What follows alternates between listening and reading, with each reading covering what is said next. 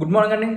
ఇవాళ మనం మాట్లాడుకునేది సోషల్ మీడియాలో ఒక పర్సన్ గూగుల్ ట్యాగ్లైన్ చేస్తూ ఏపీ అంత కరెక్ట్ అయిన ప్లేస్ కాదు అంటే మహిళల మీద జరుగుతున్నాయి మర్డర్లు జరుగుతున్నాయని చెప్పారు. అలాగే అది గూగుల్ ట్యాగ్లైన్ చేసి ఇవ్వడం వలన అది ప్రపంచం మొత్తం చూస్తుంది. అలాగే అది మంచి పద్ధతి కాదు. ఎందుకంటే ఈవేళ ఇక్కడ ఆంధ్రప్రదేశ్లో పుట్టిన వాళ్ళు మన రాజధానిలోనే పనిచేయాలి అన్న ఉద్దేశంతో ఉంటారు. అందుకనే మనం ఒక అమరావతి అన్న ఒక రాజధాని నిర్మించుకుంటున్నాం.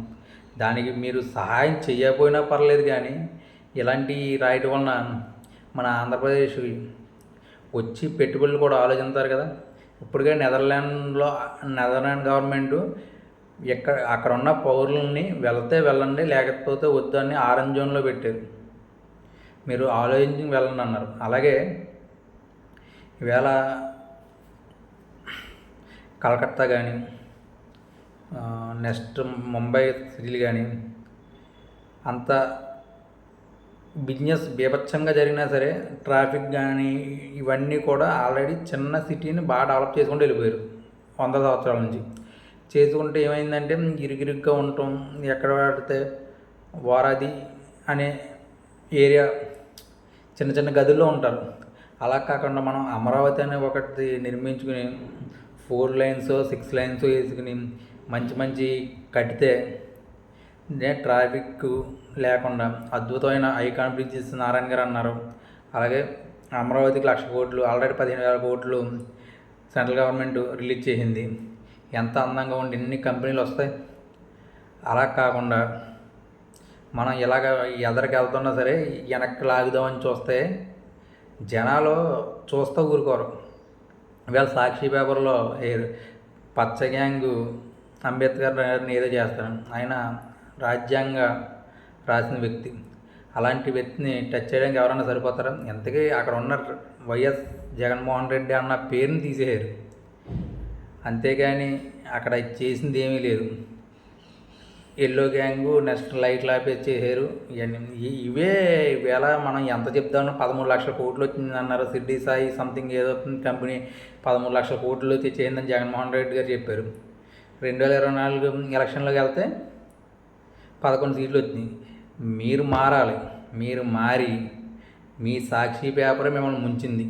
ఎందుకంటే సాక్షిలో ఎవరో నమ్మే పరిస్థితి లేదు సాక్షి పేపర్లో. అలాగని సాక్షులు అన్నీ నిజాల్లో రాస్తారని ఎక్కడా లేదు. నిన్న అంబేద్కర్ గురించి రాసిన విషయం అక్కడ ఏం జరగలేదు. ఎందుకంటే జగన్మోహన్ రెడ్డి గారు పేరు తీశారు.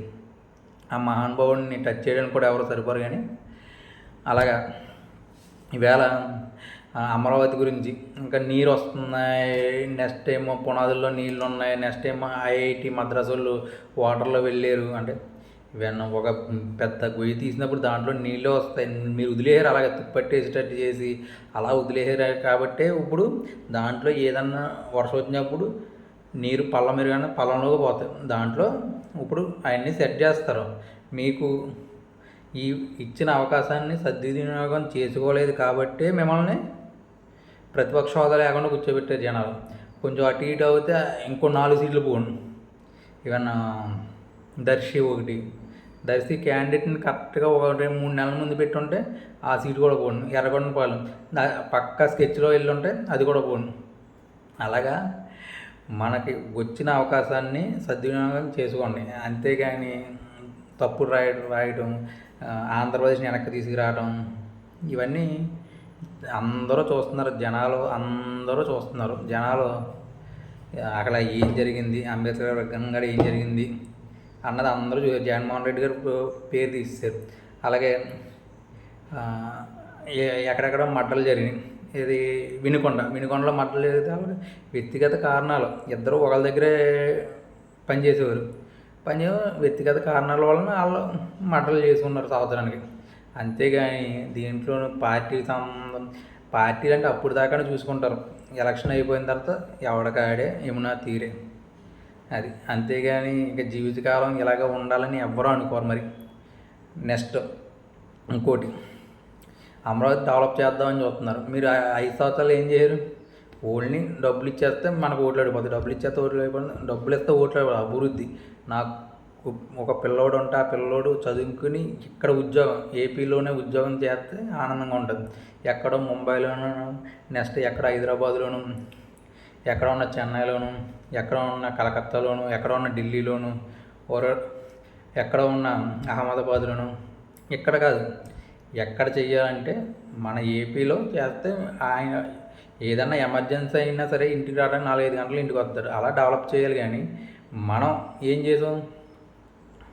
డెవలప్మెంట్ వదిలేసాం, డబ్బులు ఇచ్చేస్తున్నాం, వచ్చేస్తాం ఓట్లు. అంతేందుకు ఐపాక్తో మాట్లాడిన తర్వాత కూడా 151 పైన వస్తాయంటే ఏం కాన్ఫిడెన్స్ ఉన్నాయంటే మనం 10 డబ్బులు ఇచ్చాం, డబ్బులు ఇవ్వటం రాదు. వేస్ట్ మందు అమ్మటం, నెక్స్ట్ 3 రాజధానులు పెట్టడం, రోడ్ల పరిస్థితి బాగోక, ఇవన్నీ మీ ఓటమికి కారణం. మీ సాక్షి పేపర్ సగం ఓడించింది.